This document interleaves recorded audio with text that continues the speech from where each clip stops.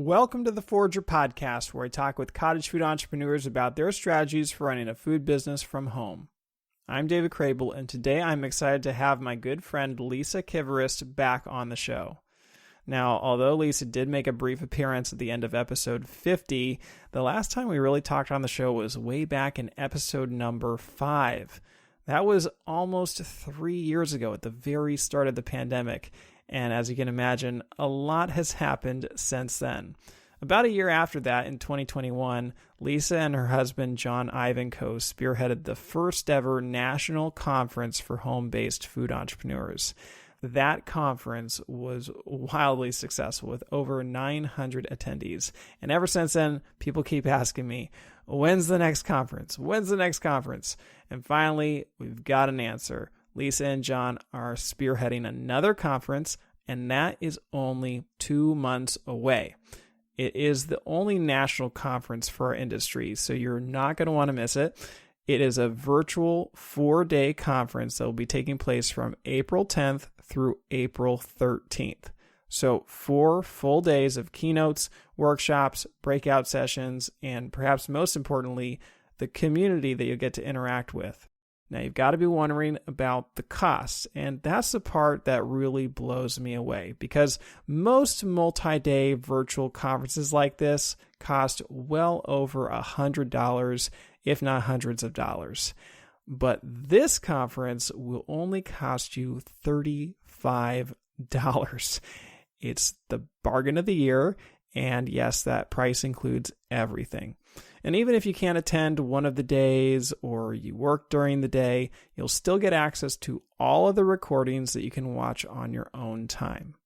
So I hope that you'll register today, and you can sign up by going to cottagefoodconference.com. Now, I definitely wanted to bring Lisa on the show to talk about the upcoming conference, but we've got a lot more ground to cover in this episode. Lisa and John just recently published a second edition of their very popular book, Homemade for Sale. They also helped organize one of the largest cottage food research studies ever.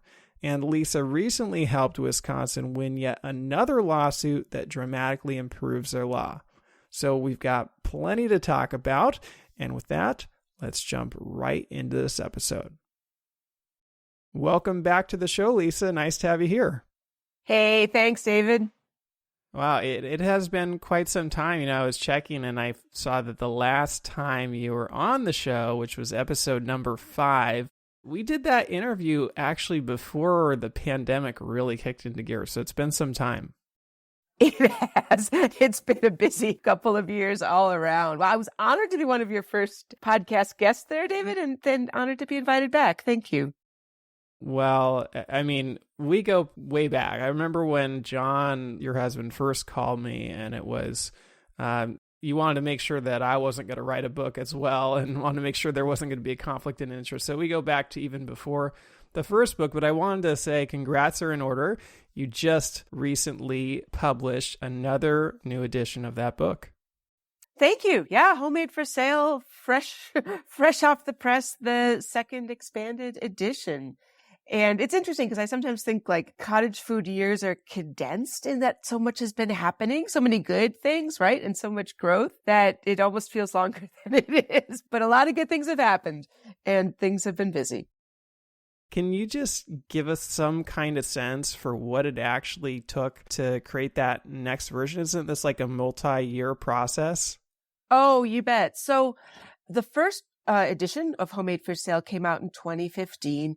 And the roots for that started really in around 2010 when I first connected with cottage food, when Wisconsin here first passed their first and still only cottage food law to legalize the high acid items. And that was my first encounter, and John too. And we said, hey, wait a minute, this is really cool. And what else can be done?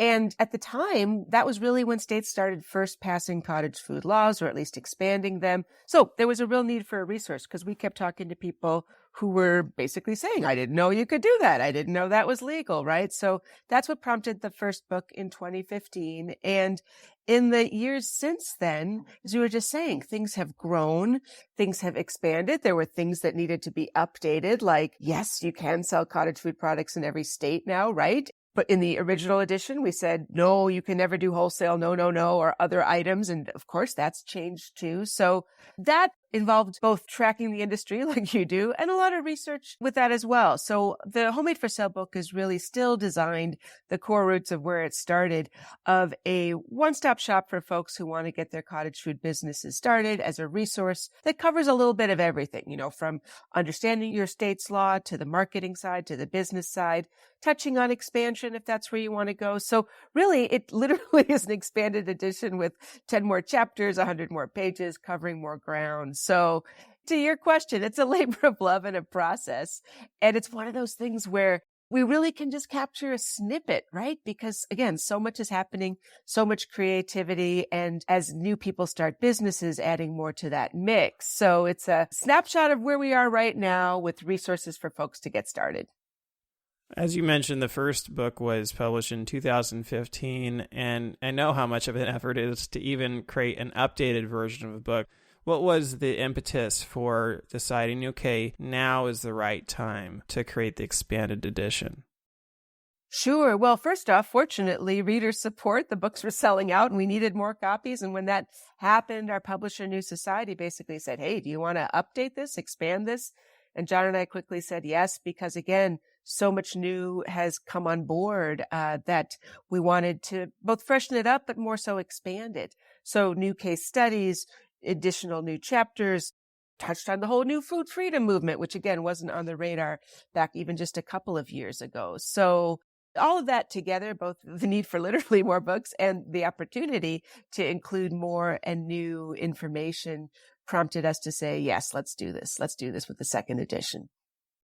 Yeah, when I think back to 2015, it's such a long time ago in terms of the cottage food space. As you mentioned, that the food freedom movement was just starting to be talked about. I mean, there were a couple states that were trying, and that was right when Wyoming, I think it was 2015, came out with their very revolutionary law. So much has changed. I mean, we look at the food freedom landscape today. I know you have a whole new chapter, and I don't typically talk in with a broad scope on this podcast. Can you just give kind of an overview of what sort of catching up you did with that section? Sure, because I realize your listeners and Forager fans, we want to get businesses started and we want practical information that'll help today. But the important thing for us all to remember, as you all know, is we're part of this bigger movement. I mean, it's happening across the country. And even though we're talking about the last 8 years since 2015 as a larger stretch of time, but so much has happened in a short 8 years, right? It really is amazing and inspiring, even during a pandemic, and perhaps because of a pandemic, that these things have come together and the movement has grown so tremendously. So yeah, food freedom was just a blip back in 2015 of this idea that you could do other things in your home kitchen in addition to the non-hazardous products. So the fact that A, things are expanding, and B, it's expanding to the point, like you're exactly right, Wyoming has led the way on, of being able to do prepared foods and meals and all of that. And the MECOS laws now in California, where you're at, things have really expanded. And kudos to the states that have taken that leadership role to see that opportunity for small scale entrepreneurship and to support that. And I was thrilled that, we could both include it in the second edition of Homemade for Sale. And again, food freedom's just starting and coming to hopefully a state close to you soon.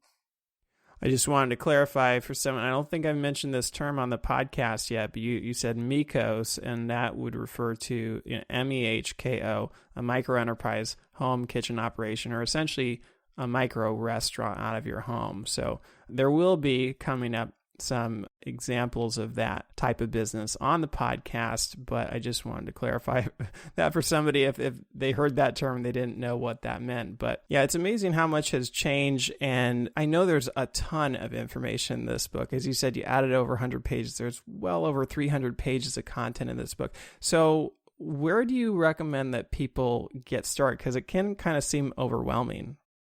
Totally. You're right, David. And that's what we want to help avoid and support people with in the first couple of steps through the Homemade for Sale book. Is really the first step is to see what you can do and navigate your own state's laws. that still is the best starting point to see what is allowed, what are any steps you need to take, etc. And usually in most states, that's pretty accessible via be it the Department of Ag or the Department of Health. Extension often services, check out, of course, Forager for the basics on the state. That's the first step on that. And then secondly, the business startup. And this is, I think, what sometimes can get overwhelming to folks in that there's sort of two tracks to cottage food business startup. There's the cottage food side. And as you mentioned, tons of resources now to do that, including the book, including Forage, including a lot of other great state sites and state resources as well. There's that part of it, but then there's also the business 101 side, as if you were starting a bookstore or something else of getting your business established. Are you going to be a LLC or a subchapter S or all those logistics of tracking your expenses, et cetera. So there's that side as well. So that's, again, what we try to break down in Homemade for Sale to help folks take step by step. This definitely doesn't have to be done overnight. It can be done incrementally and really keeping that fun factor, if you will, in the sense of all of us first were attracted to cottage food, most likely because we love to be in our kitchens, right? And we love to bake as I do or make fudge as you do, David. And we want to keep that essence in that. There still should be enjoyable. It just should move from a giving your great stuff away to a profitable business. Yeah, I mean, you and John have been one of the biggest supporters of the cottage food industry. Now there's the food freedom industry, the micro restaurant industry, all wrapped into it. And of course, there's this other realm, right, of commercial bakeries, commercial kitchens. Why do you feel like you've been so focused and dedicated on the homemade food realm? Sure. Well, I really feel there's something much deeper that goes into that crossover from giving those cookies away to becoming a food entrepreneur. And especially when we consider the majority of cottage food entrepreneurs are women. As you know, in all of your work and your interviews with the podcast, there's a lot of women who are stay-at-home moms who are making cookies, who started a side business and things grew and all of that. That's huge and empowering to, again, go from giving your product away to a business owner. It is invigorating our local communities and local economies because this is community building 101, right? Of knowing your neighbor. What can your neighbor create and supporting them with your purchases so that the money stays local, the food stays local. So cottage food is really much bigger in a positive influence and force in our country, I'd argue, than just cookies going back and forth. It's a real game changer. And that is what we see in the community that has grown nationally in states and even locally of people reaching out and supporting each other, people sharing their stories, right? Like through your podcast, where we're all in this together. And what I love about the opportunity within these cottage food businesses is really creating something that reflects your lifestyle and values. And that idea of maintaining and balancing your cottage food business and not burning out is another theme that is new, or at least definitely highlighted more in the second edition, because we were seeing that of people who were burning out in their cottage food business. And there's a number of reasons for that. In that, what we were really keen is, I know you are, on pricing and making sure that you are pricing your items in a way that is profitable and fair, most importantly to you, the producer. We, for example, discussed 3 different approaches to pricing. One is parity, which is basically seeing what things are priced at where you live. If you're going to a market, it's often a good way to do some research of what are generally people pricing things at. Cost input calculation. John and I joke that this is for folks who balance their checkbook on a regular basis every month, but this would have to do with really knowing all the ingredient costs, putting your time into there, et cetera, and using that to calculate pricing, and market value, which that's an interesting one, especially when we look at farmers markets and venues like that, because a product can take on a different price based on the time of year you sell. We just wrapped up, for example, holiday markets, or there's a lot of winter markets going around here in the Midwest. And somebody shopping for a Christmas gift is looking at your jar of pickles a whole lot differently than they would be if they're just picking them up for a family cookout in the middle of summer. So market value has something to do as well. So those are 3 approaches to pricing, but there's a lot of that sort of tips and tools in the book on ways to think through your own situation. And that's one thing we've seen with cottage food startups, is I'm sure you've seen too, where there is no cookie cutter answer to everything, right? And it's very dependent on our own situation, be it where we are geographically, be it the time we have to put something in, and our own value set. So the good thing, I'd argue the great thing about cottage food businesses is we're in control as the owner. We can dial things up and we can also dial things down. But that's a skill set for each of us to learn, and hearing the stories of other people and how they have done that, I find personally really inspiring, and I hope others do too. Are there any examples in the book, or maybe outside of the book, in which you've seen somebody start from home that made a significant impact in their life? Oh, sure. Honestly, David, I almost argue just about every cottage food startup has a story like that, right? Of a dream, a vision, a need, occasionally a crisis too, that prompts us to act and follow our dreams. And Mandavi is a really inspiring story of how people can reflect their cultural roots, in her case, her Indian roots and Maya foods, of creating a product that you can't necessarily even find anywhere else. So in this case, she makes ghee and other items that reflect her heritage. And you see that a lot with cottage food entrepreneurs, of small batch, small scale, things that are unique and different, and really encourage that. We write about that throughout the pages of Homemade for Sale, of identifying what it is that makes you unique, your story. And in many cases, yeah, it goes back to our roots, our family. What are things that we grew up with perhaps, or that our own heritage, our own cultures reflect? And she's a great example of that. And you see that again in various situations of people bringing things to market that would never be there otherwise. So I know you obviously expanded the book quite a lot and focused on some new elements of this industry that weren't there before, but I also saw that you put a lot more into the marketing section than you had before, and you and John both have like corporate marketing experience prior to entering this whole space, from what I recall. I was wondering what you added there, or like what you decided to focus on more with this new edition. Sure. Yeah. As you just said, marketing is key for everybody, and that we bottom line need to sell those products, right? So we expanded that tremendously in the new edition with completely new resources in anything from packaging. There's a new section to setting up your stand at the farmer's market or a market, to looking at deeper into social media and how to utilize that strategically. And that's where throughout the book, including yourself, people have really contributed ideas and have helped expand that as a resource. So Sugar Cookie Marketing and Corey and Heather Miracle, and have been guests on your show too, really gave some of their best tips on the social media scene and how to capitalize that as a marketing tool in your business.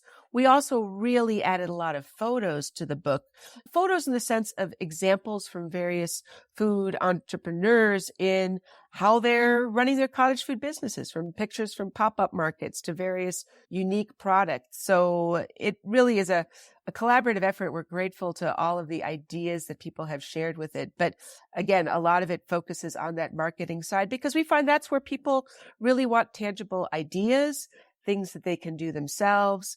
For example, another section, new section of the book is on packaging, and it focuses on a project that we had with a group of area farmers here and myself through the USDA, through SARE, the Sustainable Agriculture Research Education, to help farmers increase sales at farmers markets. But the tips are universal for everybody. But in our case, being organic farmers, we really value sustainability and conservation. So in this case, we featured packaging that is made out of recycled content. What are ways to utilize that? And that again reflects the values, my values, but also values of others. So a lot of decisions people need to make, but fortunately a lot of options too.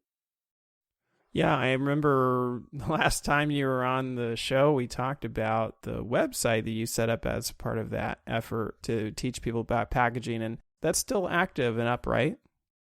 Yep, that's cottagefoodhomebakery.com. And we actually are in a second phase of that project, and we'll be adding more resources and particularly tested recipes. Both that site and the Homemade for Sale book, that's another new section, is we have a whole recipe section of lab tested recipes that meet non-hazardous criteria. There's some frosting recipes in there as well, which is always a challenge for folks. So yep, both the book and that website have that, as well as some other marketing resources, particularly for rural areas, which can be sometimes a challenge because like where I live is you have visited, David, in the middle of rural Wisconsin. A porch pickup, just putting things out there may not be the best strategy in selling products, but what are other things that people can do? Well, speaking about packaging, I saw in the book that you have a section about 3 purchase scenarios: impulse, gifts, and snacks. Can you just explain those a little bit more? Yeah, I like to think of packaging as the way your product, let's assume, your product is terrific and tasty and wonderful.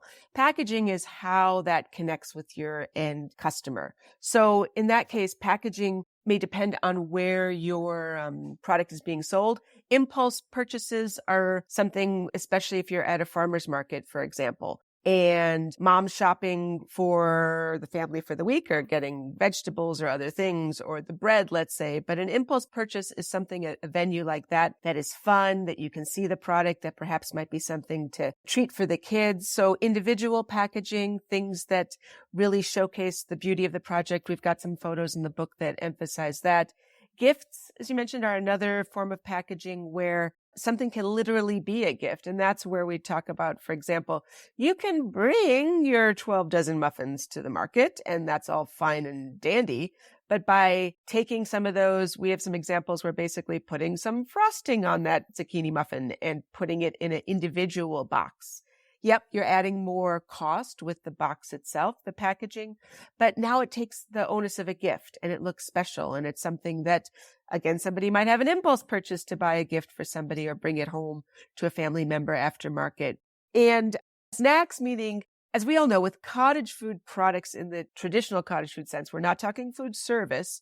So we're not like slicing that cake at a market and putting on a plate with a fork. That's a whole different category of licensing. However, we can't control, nor would we want to control, what somebody does with our product after they purchase it. So in that sense, snacks of smaller quantities of items, things that people can easily pop open the bag and snack with on the way home or as they're walking around, always a good thing to think of as well. And can often be a very value added product in that it's something people are buying for immediate consumption. And hey, if your product, I'm sure it looks good, that can be very tempting on site. But packaging can really help sell something. There is that added cost. And we talk more in detail on that, of trying to make that decision on that. But in today's world with lots of options along those lines, there's really no reason to be using the saran wrap and baggie and Boy Scout bake sale technique of packaging. There's ways to really upgrade and showcase your product readily. So I haven't had a whole lot of canned food sellers on the podcast, and I see you have a section here about jarred and canned foods and how to sell those. So I thought it might be nice if you could just explain a little bit more about why they're unique. I think one of the things that people struggle with is making money on canned goods, and they're just an expensive item to produce, right? So like, what are some of the techniques that you've used to effectively sell canned goods? Sure. And you're exactly right. There is a cost input in the canned items, particularly the high acid canned items. And first and foremost, when I sell my pickles, I'm not competing against the mass marketed cheap pickles on the supermarket shelf. These are unique artisanal products, and we really need to showcase that in our communications and marketing on it. In the book, we have a whole section on packaging specifically for jarred products. And that's where we can have a little bit of fun with it. And by putting a colorful paper topper or a cloth cap on top of the product can really make it stand out and be a unique special item. And by treating it as a special item, I often like to think of those jarred items as you would a fine art print. So we talk about in Homemade for Sale, for example, about you're making a small batch of something. I'm making 12 jars of my strawberry jam to literally hand label the products of what jar is it. It's 12 jars. This is jar 1 of 12, 2 of 12, etc. Again, like a fine art print, which is true, which is authentic and transparent. There are only 12 of those. So there's ways to showcase showcase the uniqueness of the product in a very transparent, authentic way that adds value to your product. And yeah, I mean, but on the upside, I find a plus of the jarred items is they're non-perishable. So yeah, you're bringing your baked goods to market, great. But what you don't sell, you might have to serve up to the family for a treat. Or as I always say, never sell anything, never produce anything that your family doesn't like to eat because, worst case scenario, that's where it goes, which is hardly a worst case scenario.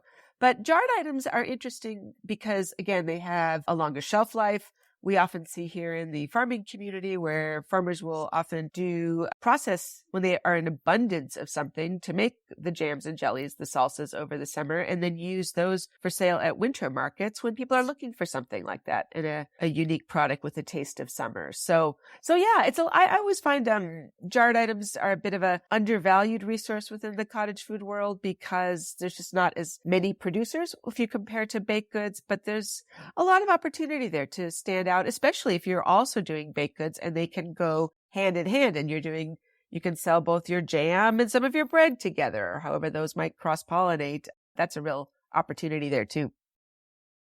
So in the book, you refer a lot to a research study that was done by the University of Wisconsin Stout, and I know that you had a big hand in helping get this research study out there. Can you just share a little bit about that research study and some of the findings? You bet. So this was back when we helped organize the first home-based food entrepreneur virtual national conference back in 2021. The second is coming up this year in April. But when we did the first one, it gave us a real opportunity to tap into the people attending and also cottage food entrepreneurs nationally to get a sense of the pulse of where folks are at, to both help us in creating educational tools, to help us get a pulse of the movement. So that is what the survey was about, of the first ever National Cottage Food Operator Assessment in partnership with the University of Wisconsin at Stout. So in many cases, the things that came out illustrate what many of us have known already. We've even been talking about that. Yep, most cottage food entrepreneurs are female. Cottage food entrepreneurs live in a variety of places. And actually, it's interesting. I'll read you the numbers here. It's 33% in small towns and rural, 29% in suburbs, 20% in farm and rural, 18% in urban cities, which is interesting. We're really all over. This doesn't skew in any one area specifically. The biggest products that people are selling or want to sell are bread and cookies, again, in the baked goods side. And most folks start CFO businesses because they either want to earn some extra income or fulfill their but just their dream of always starting their own business. Things we've been talking about already. So yeah, it provided us that opportunity to really look at folks from a data standpoint. Actually, the synopsis of the survey is also on our homemadeforsale.com site, as well as in the Homemade for Sale book as well, too. Was there anything that came out of that research study that surprised you? Majority of CFOs are married, which I just found an interesting side note there. And the barriers are what I found interesting, not perhaps surprising, but like 40% of the CFOs reported having business insurance, meaning 60% haven't yet. And that's a barrier. I realize it can be complicated to find, to research, to afford, etc. So things like that are helping provide more specific tools in navigating your business are helpful.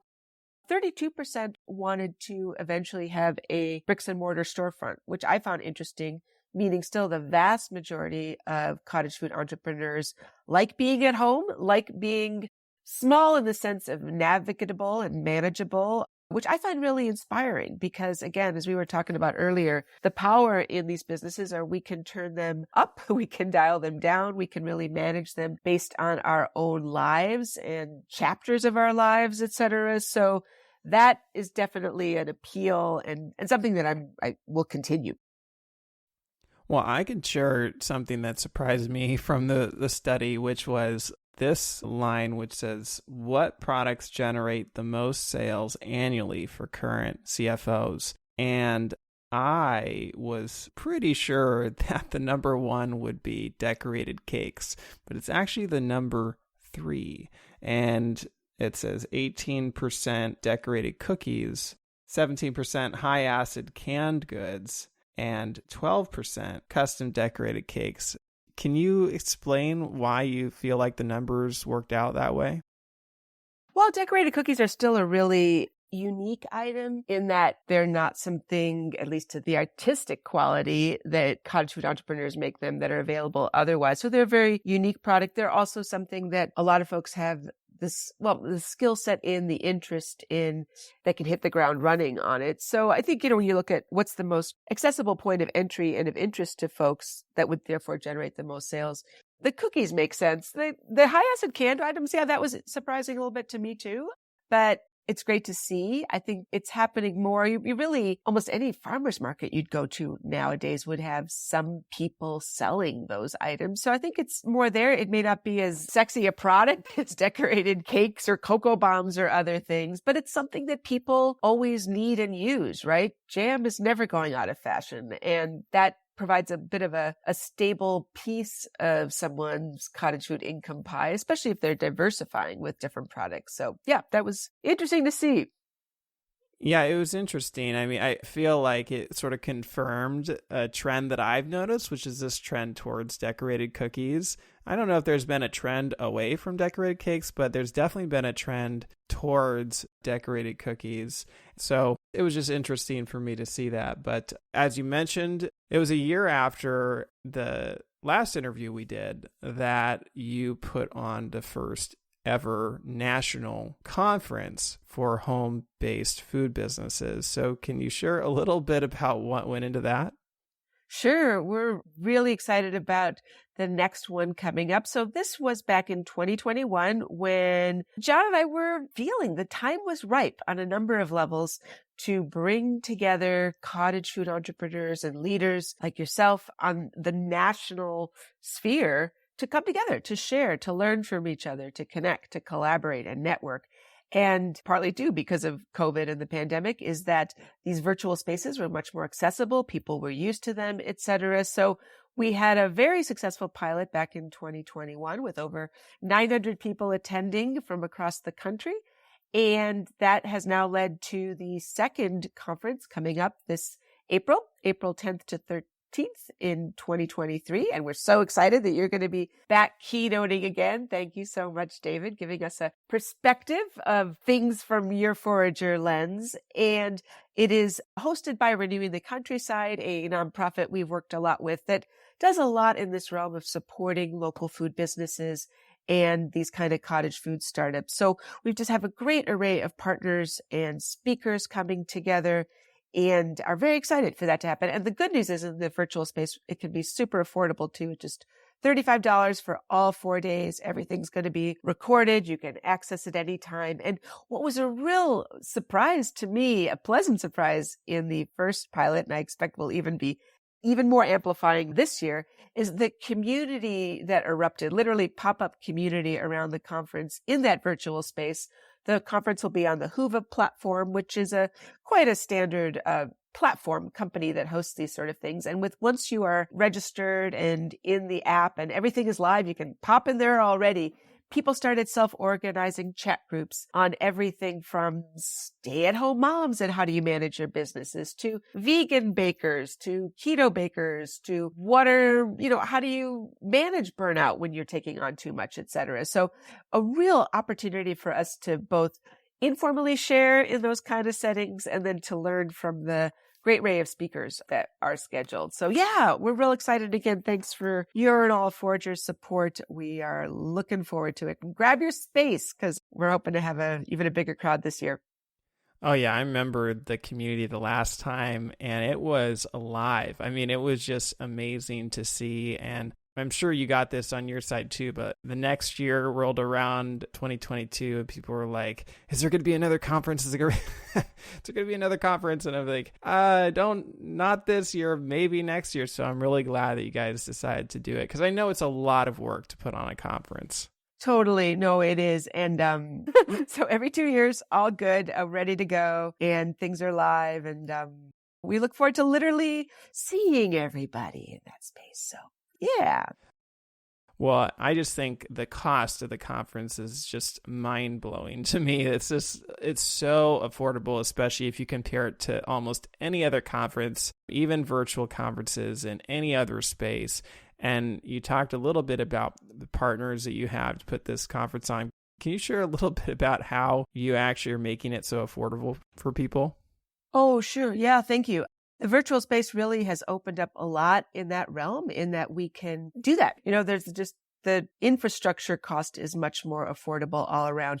Plus, we've had a great group of sponsors who have come together, including Cast Iron, the Food Freedom Foundation, Sugar Cookie Marketing, our own publisher, New Society Publishers, has donated a bunch of homemade for sale books.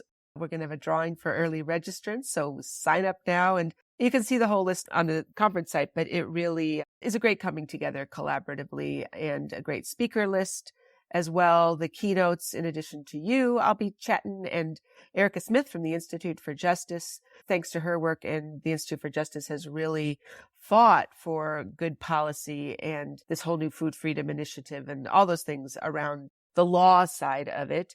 And Corey and Heather Miracle with Sugar Cookie Marketing will also be doing a keynote. So every day, it's the afternoon. There's both a keynote and then the online workshops. Everything will be taped as well, so you can watch it at your convenience. And we're real excited. All came together nicely. So as you think back on the first conference, everything was just so new back then. This had never been done before on a national level. Can you remember some of the things that you learned from that you're now taking into the second conference? When we were talking about the connections people make, this conference was in 2021 and still today, really the opportunity for cottage food entrepreneurs, whether you have started your business already or are in the process, to connect with each other in a more personal setting than social media 101, right? So it was interesting to see those connections made and learn about the similarities. It seems like everybody has challenges in their state, in the sense of getting regulations changed and tweaked and explaining something to their health department and, those are different flavors, but universal wherever you are. And it was very rewarding and supportive to know that amongst other people and share those stories, because we can easily become isolated in our own business, on our own islands, if you will. And to hear other challenges shared by other people, that went a long way. So I'm excited to see that organizing again happen in that space. And the fact that both in the first conference and most definitely now too, that we have such a great array of speakers who are willing to, not just willing, but so jumping in generously to share their stories. And when I say share stories, as you have on the podcast, David, we're very transparent as entrepreneurs. It's not just here's what I do, but here's how I got there. And here's what worked. And more importantly, here's what didn't work for me. And maybe it will work for you or maybe not. But that transparent sharing, and particularly see that in the workshops, is really great and different than, I would argue, Business 101, right? If you went to some business school professor and said, hey, we're going to gather entrepreneurs and everybody's going to share how they do things and what their failures and successes were, they probably think we're nuts. Like, why would you do that? Why would you really wear your business on your sleeve and encourage what quote unquote others would call competition? But we know better in our cottage food space, right? It's collaborative. The more businesses we help support, the stronger our movement grows overall. That's definitely something we've seen in the years since the first edition of Homemade for Sale came out. It's because of the numbers of cottage food entrepreneurs that we can have a second edition, that we can have a second conference, that things are growing to the point they are. And we want that to continue for sure. Well, I'm definitely looking forward to the upcoming conference, and I think I can speak on behalf of a lot of people in our community, especially the ones who went to the first one, which is thank you for putting it on, and we're all looking forward to it for sure. Now, I was just thinking about what's happened in the last 3 years since we spoke, and obviously you've got this new book out. You did a conference on a national level, but another major thing, a resource that you've created since then, is this new course of yours, right? Can you share a little bit about that? So yeah, thank you. So on the Udemy platform, I have a cottage food course that's over 5 hours, and we're adding more to it on Homemade for Sale, how to set up and market a food business from your home kitchen. Again, to create more resource options for folks. So thanks to the increasing virtual world, we can offer things like that affordably that people can use as a home self-study, work through it as you can. Once people sign up for these sort of courses on Udemy, you have access to them forever. So you can review, I'll be doing updates, etc. So that's a new one as well that I'm really pleased on, in that people learn different ways too, and we need to have different tools. So we've got the book, we've got the course, we've got the conference, different ways for people to either launch if they need that boost or expand and grow if that's where they're at their cottage food businesses. Did you see the course as sort of being like an expansion or extension of the book? Yeah, and that's a great question. Exactly. It covers the topics in the book, but in a different way, in that, true, some people are more visual auditory learners. It enabled me to personally, in that space, connect with people. And I really do enjoy that teaching platform and being able to talk and share on that level. There are more visuals and more color and all of that as well. So they're intended to go hand in hand and build off each other, but provide a more complete learning resource for folks in the cottage food space. So another thing that's happened over the last 3 years is progress in Wisconsin. And Wisconsin is just such a unique state. I mean, there have been states that have struggled and have had challenges. I don't know if there's been a state quite like Wisconsin, though. Can you share a little bit about what's transpired? I'm pretty sure the first lawsuit had gone through the last time we spoke, but just share a little bit about what's going on the ground in your state. Sure. So it is sort of, I don't know what the word is even, ironic or hilarious that my cottage food journey started where, and still is, where I am here in Wisconsin, when the first cottage food law passed in Wisconsin for high acid foods back in 2010. That's where my first connection came. And I was like, wow, we can do this in home kitchens. This is awesome. And as my own cottage food journey evolved, particularly in the educational space with the books and the courses and the conference, looking at things nationally, there has always been work to be done here in my home state of Wisconsin. And as folks might be familiar, this story has been going on for a while, but just bottom line, could not get a cottage food law passed thanks to our, I would argue, lack of leadership amongst our elected officials and not being able to even get on the agenda for a vote in our assembly. So fortunately, we do have 3 branches of democracy, and thanks to support from the good lawyers at the Institute for Justice, nonprofit law firm that represents underdog cases like ours, we had a lawsuit that the judge ruled on in 2017, which basically lifted the existing ban on the sale of home baked goods. That since then, baked goods have been legal for sale in Wisconsin. Yay. And one thing that wasn't included in that was that ruling was very specific to baked goods, i.e., things that go in the oven and come out as not potentially hazardous. But that does not include a lot of items that are perfectly safe to sell that don't go in the oven, like candy, for example, or those infamous cocoa bombs, roasted coffee, dried herbs, all those sort of things. So that prompted a second lawsuit that we filed in 2021. It went to court last year in August of 2022. And yes, to what you just said, the judge ruled in our favor end of December in 2022. As we speak, we're still a little in the waiting game to see if the state will appeal, which they might do and what might happen. But things are moving in our favor. It just is a very unusually weird route, shall we say. And I do appreciate sharing the story because I hope anybody outside of Wisconsin listening to this, even though sometimes things may, I realize, get clunky in getting your laws passed and expanded and navigating regulations and creating them, at least you're doing it. Kudos to you. And that's the way it's supposed to work. But the good news is that when things don't work the way they're supposed to work, we do have options. And we're sort of the poster child for that here in Wisconsin. Well, it has been crazy. You said that you're waiting to see if the Ag Department will appeal. I'm almost certain that they will. It seems like they've done everything under the sun to try to limit home bakers. It's just crazy. I mean, you talked about this new lawsuit that went through, but there were even more things on top of that, I feel like, that's happened. didn't they try to say like, oh, this is only applicable to you, Lisa Kivirist? Oh, there have been so many layers to this. Indeed, when the first ruling came out, back to the baked goods lawsuit, the first lawsuit, and the judge ruled in our favor. And at the time, there were 3 plaintiffs, myself and 2 good fellow farmer friends of mine, Della Enns and Chris Marion. And he ruled in favor of the plaintiffs. And for a while there, the state interpreted that as, well, plaintiffs, meaning Lisa, Della, and Chris can bake.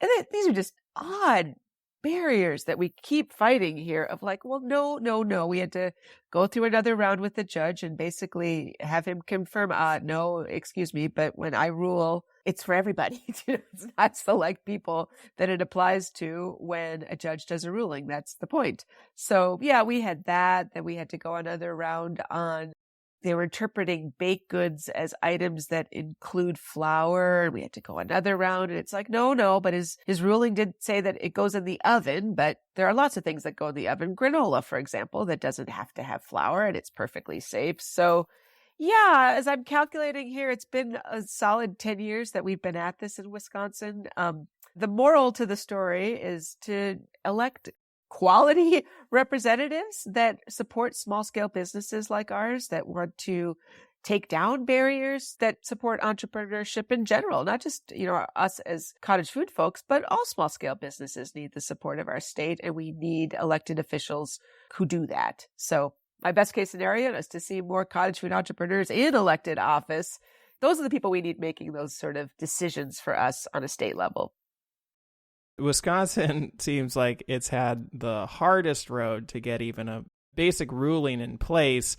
But what's ironic is that I argue that your like quasi law, I guess, whatever you want to call it, now is probably better than whatever cottage food law would have passed through the legislature. That's a really good point, David. It is ironic in that technically, we do not have a law in Wisconsin. Again, the way democracy is supposed to work, where we have a bill and it passes and all of that, never happened and won't with the current administration. So we have a judge's ruling. So it is perfectly legal to sell your, for example, baked goods. But because we don't have a law, the Department of Ag or Department of Health, Department of Ag in Wisconsin's case, they don't make laws. They just implement them. And if there's no law to implement, you cannot have regulations. Therefore, yeah, to your point, we don't have a gross sales cap. We don't have restrictions in that sense. We have to sell non-hazardous products, sell direct to our customer, sell within the state of Wisconsin, all the basics. Okay, fine. That's fair and easy enough. But yeah, on the flip side, we have a very supportive situation currently in Wisconsin. So the good news on that is we have had hundreds, if not thousands now, of businesses start up. When we had the second lawsuit happen, we started the Wisconsin Cottage Food Association that has over 1,000 members now. So we've developed a really strong collaborative community here to come together on these things, because eventually, sure, we should have a law, but when that happens, we will have definitely our cookies and ducks in a row and have these stories to share about the positive impact of these small scale food businesses on a state's economy. You mentioned the association, and it's one of just a few state associations in the country. Can you share a little bit about what started that, or why you felt like an association was important? We started it right when we did have the second lawsuit, in part to avoid what happened before, where the ruling was interpreted as only the plaintiffs. Well, the Wisconsin Cottage Food Association is a plaintiff in the second lawsuit. So just join the association. It's free and it all applies to you. But hopefully we don't need to defend that route anymore. And it has basically evolved to a very strong mechanism to keep in touch in our state, to bring entrepreneurs together. And there's a section of the new book, too, on how to organize a state association or group or whatever you want to call it. But in all our cases, there will be situations in every state where new proposals are made, new laws may come on the plate, or as we were talking about earlier, the whole food freedom movement. It's coming hopefully soon, and it needs organizing behind it. And in organizing its communication with people who are running successful businesses already to share who are interested in perhaps some new opportunities that a potential new law might bring about. So that really helps organize and have a voice for the community, because arguably we don't have money in the sense of perhaps like other corporate association entities might have, but we do have power and strength in number. And we most definitely have strength in our stories of what we have achieved individually and together. And that does, I hope, still move democracy, move our lawmakers to create situations that are supportive. Well, it's pretty impressive what you've been able to accomplish in Wisconsin with the association, with the lawsuits, and work is never complete, right? So are you aiming for something else? Like, what are you putting your resources into next to improve things in Wisconsin? Sure. Well, with this second lawsuit, we're sitting in a good situation here in the sense that we can sell what we want to sell. And to your earlier point, we don't have restrictive regulations around that. So right now, the priority is to do as we're doing, of encouraging folks, supporting folks to start businesses, coming to things like the national conference and learning from other folks. I'm proud that in the first pilot one, we had, I think, the highest attendance from the state of Wisconsin. So we definitely are out there to learn and connect. And then eventually, although I wouldn't put a date on this anytime yet or soon, but when we have some new elected officials, then we'll need to organize and rally and have a good law passed that would be reflective of the work and accomplishments the state has had to date when it comes to these business startups. So yeah, in the meantime, I'm hoping what will really happen is we'll have just this rush of new things that don't go in the oven businesses. The Cocoa Bomb people are ready to start and roll in Wisconsin, along with all those other unique candies and things that, as we head into 2023, we will be seeing hopefully at market.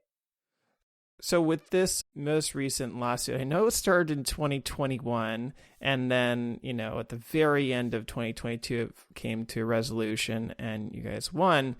And I'll announce it and everyone's like, awesome, that's amazing. But what is it like in your shoes? What is it like to actually go through a potentially multi-year process? Like, what has it actually been like to be involved in these very unique lawsuits?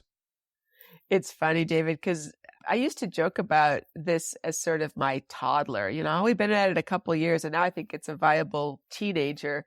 So personally, honestly, it's rewarding in the sense that it makes me realize that we can all make a difference in these situations. And that really is reflective of our cottage food movement nationally, where the majority of these laws, everything that has happened is because of a cottage food entrepreneur speaking up, and initiating something and stepping forward and suggesting, etc.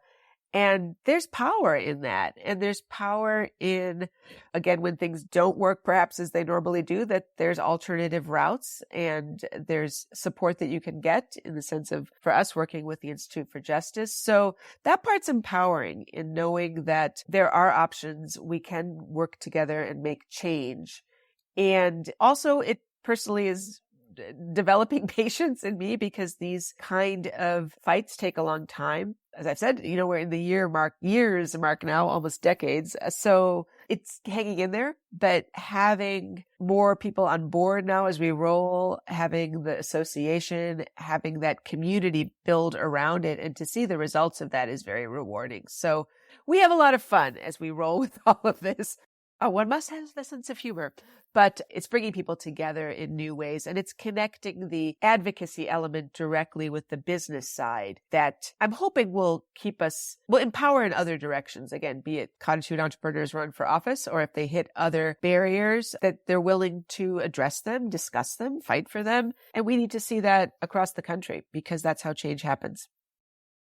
Well, fortunately for Wisconsin, there are people like yourself that are patient and persistent. Fortunately for people in the rest of the states, it's at least easier. And that's not always easy for sure, but in most states, it is a bit easier to be moving forward a cottage food initiative of some sort. But hopefully people can look at your example and be inspired by that, because I have no idea where Wisconsin would be today if it weren't for your leadership. I know it's a lot bigger than you. The Institute for Justice is a big part of it, and there are many people involved, but certainly your leadership has been a big part of where we are today with Wisconsin. So I thank you on behalf of the larger cottage food community. I thank you for that.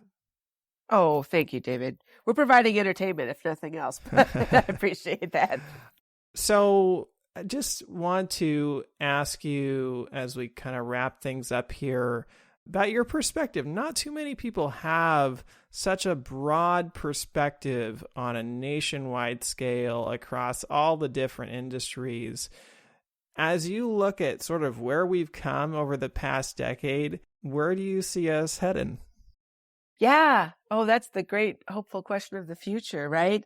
I'm really jazzed about this whole starting nationally food freedom movement and the opportunity to do more in our kitchens, the opportunity to earn more money, and the opportunity to keep more things local. So that is, again, it wasn't even on the radar when we first wrote Homemade for Sale, or an infant at best, right? And there's a lot of positive success stories coming out from the states that have embraced this. So the more that states can be forward thinking and not conventional in the mindset of like, well, what are businesses we can attract to our state to create jobs? Rather, how can we support small scale home-based entrepreneurs? That has a huge impact there. And the fact that we have grown as a movement so much in number, and the fact that there are, again, just more of us, it is really inspiring. And the fact that, as we talked about earlier, that particularly women can go from giving those cookies away to owning a food business, the empowerment and confidence building behind that readily resonates in other areas of one's life too. So all of those things add up to, I feel, a real hopeful, positive future. I'm excited. And I feel there's so much creativity within this movement and interesting ways to address barriers. And we write about a lot that in the Homemade for Sale book, and that's what fuels a lot of these new chapters and pages of everything from porch pop-ups, to cocoa bombs, to all of these things that somebody both came up with, developed, and importantly shared. And I'm excited about things that aren't even on our radar yet, and what may come and what may help expand. And two, this all relates to things that were only magnified during the pandemic of food security in our communities. And the more we can be making things locally, the stronger that is for all of us. So that also gives me hope. Well, thanks for all that you have done to help support this industry, or really these industries, over the past decade plus. And can you just share where people can find you, find the book, sign up for the conference, all that stuff? You bet. And thank you, David, for all your work on behalf of Forager and the podcast and all the outreach you do nationally. It's information like that you're getting out there that is, all these pieces are coming together, and I'm excited, and thank you. So for John and I, homemadeforsale.com is our main site for the book, and all of the things we've mentioned, from the conference to the Udemy course to the resources through the SARE project, can all be found on there. And you can pop us a note as well if any questions, and look forward to crossing paths with folks in multiple ways, especially at the upcoming conference. Thank you. Well, yeah, definitely looking forward to that conference. And thank you again so much for coming on and sharing with us today. Thank you, David. That wraps up another episode of the Forager Podcast. Now, as I mentioned at the beginning, we're just a couple months away from the next home-based food entrepreneur conference. You're not going to want to miss it. It's only $35, and you can sign up by going to cottagefoodconference.com. For more information about this episode, go to forager.com/podcast/81. And if you're enjoying this podcast, please take a quick moment right now and leave me a review on Apple Podcasts. It doesn't have to be a long review, but it's truly the best way to support this show and will help others like you find this podcast. And finally, if you're thinking about selling your own homemade food, check out my free mini course where I walk you through the steps you need to take to get a cottage food business off the ground. To get the course, go to cottagefoodcourse.com. Thanks for listening, and I'll see you in the next episode.